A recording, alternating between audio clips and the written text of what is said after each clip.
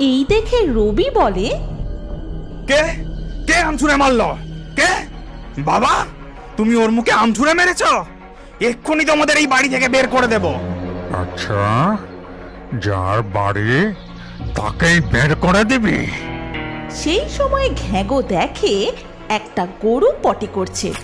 সঙ্গে সঙ্গে সে তার লম্বা হাতটা বার করে কিছুটা গোবর তুলে নিয়ে সোজা ছুঁড়ে মারে রবির মুখে। গোবর! কেউ বাড়ি থেকে ছুড়াবে তো? আজ ওদের উচিত শিক্ষা দেব। একটা হেভি প্ল্যান করতে হবে। সেদিন সন্ধেবেলা ঝমঝম করে বৃষ্টি হচ্ছে। রবি তখনও বাড়ি ফেরেনি বলে তার বাবা মা বারান্দায় একটা তক্তপোষের উপর বসে ছেলের জন্য অপেক্ষা করছেন। এদিকে রবি বউ, ছেলে এবং নিজের জন্য